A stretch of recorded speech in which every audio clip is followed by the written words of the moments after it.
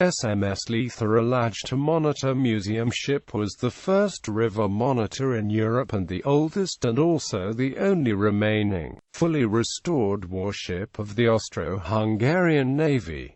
The Monitor was an innovation in the history of warship construction. The first European river monitors were constructed by the Austro-Hungarian Monarchy, namely the SMS Leitha and SMS Maros, and since then the river warships of the monarchy were built in pairs. According to the customs of the time, river warships were named after the rivers of the Austro-Hungarian Empire. The names were given in the spirit of dualism, thus one of the ships received an Austrian name, the other one a Hungarian. This is the reason why this warship was named after the Austrian river Leitha, while her sister ship was named after a Hungarian river, the Maros. The construction of the first Danube monitors was dictated by the monarchy's foreign policy ambitions, and the military and economic situation of the times. The ambition of becoming a great continental power turned the attention of the Austro-Hungarian monarchy in the direction of the Balkans, as it could not expand towards the west. However, the monarchy had to be prepared to compensate the states along the Danube, which had been newly liberated from Turkish rule, and that of Tsarist Russia, to gain more influence in the Balkans. Therefore, the commander of the monarchy's naval fleet, Admiral Wilhelm von Tegetthoff, suggested the construction of monitor-type warships. Finances were raised, the necessary funds having been voted from the budget of 1869. The cost of the Leitha amounted to 425,000 Hungarian forints. Construction. The construction of the two monitors began in 1870 at a Hungarian shipyard, with some parts, including the turret, arriving from England. The monitors were launched 1 year later in 1871, the SMS Leitha on the 17th of May, and the SMS Maros on the 20th of April. The designer of the first pair of monitors was Joseph von Romico, who designed many other sea-going warships for the Empire. He had to take into consideration the fact that because of the low average depth of the Hungarian rivers, he could only build shallow draft ships, which made his task very difficult. Warships are very heavy due to their armor and weaponry. Romico solved the weight problem with a curved hull and lighter armor plates. With a low freeboard, the ship needed less armor, ending up with a draft of just 1.3 meters. History of the monitors. The first monitor was built in the American Civil War, which was between the Northern Union and Southern Confederate States. The Northern states introduced an innovation in military technology, the US monitor, designed by the Swede John Eriken. The US monitor clashed with the Southern CSS Virginia, thought to be unsinkable, in March 1862, in which battle the former ship was victorious in that Virginia had to withdraw from the battle. The new military technology solution began to be copied all over the world. The career of the monitors started in 1862 and lasted up until 1965. During this period, almost 200 examples of them served in 25 countries, having the displacement from 250 tons to 8,000 tons.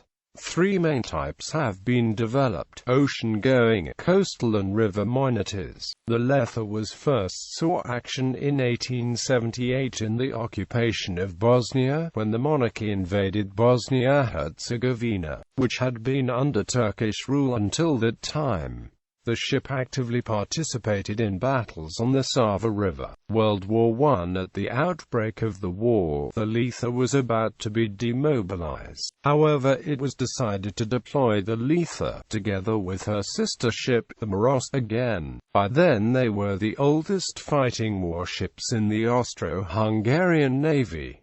In 1914 the Leitha was in action again on the Sava, the first Hungarian war hero of the Austro-Hungarian Navy. Sailor Janos Huge, serving on the board of the Leitha, was killed in these battles. The ship's greatest damage occurred in October 1914, during the first occupation of Belgrade, when the turret suffered a direct hit, all the crew inside being killed.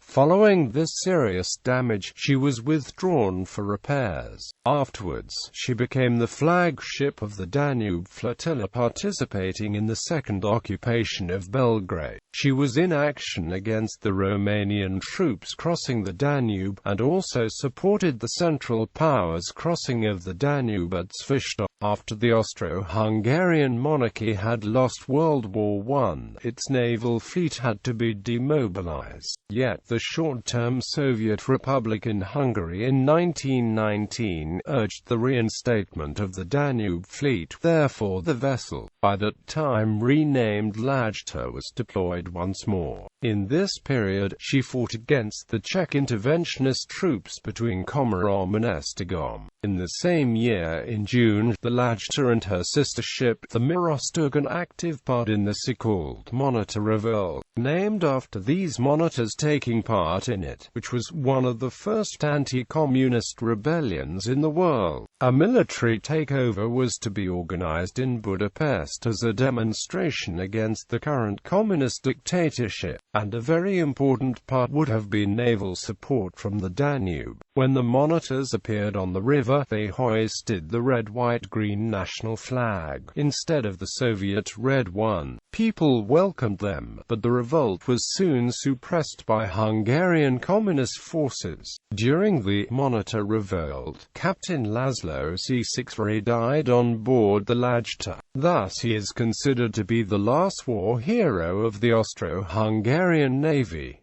Elevator ship. In 1921, under the control of the Entente powers who did not need her due to her old age, the armament, armor and the machinery of the Lajta was removed, and she was sold at auction. An enterprise from Budapest bought the Monitor in 1928, converted her to an elevator ship, by constructing a conveyor belt and associated machinery on board. For that moment, Lajta served as a civilian ship, under the name of Joseph Lato's elevator ship. After the Hungarian Communist Party came to power in 1949, the company was nationalized as the FOKA Gravel Mining Company, and the ship continued working as an elevator ship until 1992, now under the name of FK201. In 1992 the FOKA enterprise was sold, including the Lajta, to a Swiss company.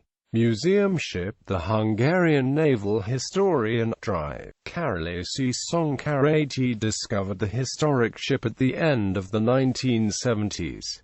An Austrian engineer, Friedrich Prusky, identified her, and Dr. Andras Margrethe Becht helped to get her back from the Swiss company, and later on he worked to establish the history of the ship scientifically. Their efforts resulted in the Lajta being declared a protected industrial and military historic monument. The Museum and Institution of Military History became her formal owner. Lajta had to wait for her restoration in a shipyard until 2005, when conservation works were carried out on her. This was possible due to an agreement between the Ministry of Defense and the Zoltán Gozos Foundation, which took over the management of the Lajta. The foundation is dedicated to preserve and restore museum ships and to exhibit these vessels at the Open-Air Ship Museum of Neszedelmi Ly. The Zoltán Gozos Foundation restored the ship in 2009 and on the 20th of August 2010 inaugurated the Lajta Monitor Museumship. The ribbon-cutting ceremony was performed by the defense minister's wife, Silvia Hendane-Steiber. The minister, Cesar Behend, declared Lajta the honorary flagship of the Hungarian Army's River Warship Regiment.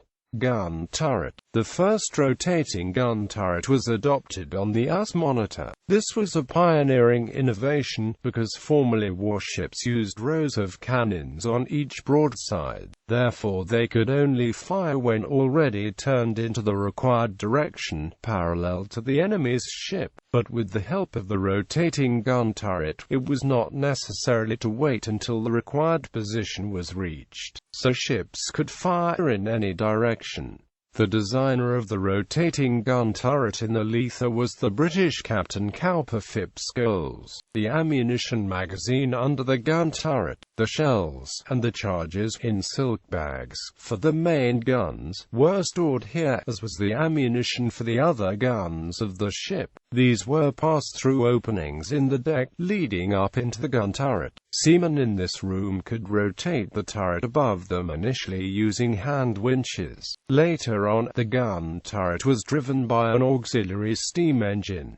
Altogether 9 to 10 people worked in here. In the gun turret. Inside the gun turret, two 15 cm breech loading wire and off guns can be found. These could provide significant firepower, enhanced by the rotation of the turret. Ammunition was passed up from the magazine below through openings besides each of the guns. Altogether 16 gunners worked together in this confined space. During battles, one round could be fired by each of the guns about every 4 to 6 minutes, because the reloading was a relatively long procedure. Other armament. The upper deck was extended in 1887, and two Nordenfeldt guns can be seen on the after part of this deck. These guns are multiple-barrel machine guns with 4 barrels each. The weight of each gun is 300 kilograms. The magazine could hold 32 rounds, 8 for each barrel.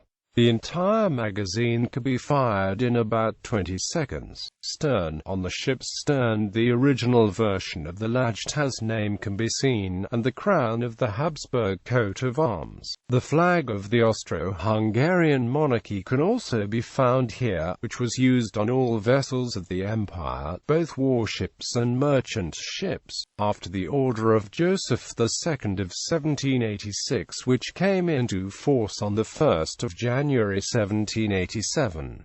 After the reconciliation of 1867, merchant sea ships of the dual monarchy wore a different ensign, a combination of the Austrian and Hungarian colors, with the respective coats of arms. Pictures. Bibliography. Andras Margrethe Becht, The Lajta Monitor, Eacute Essay Tobic ISBN 9789637097263.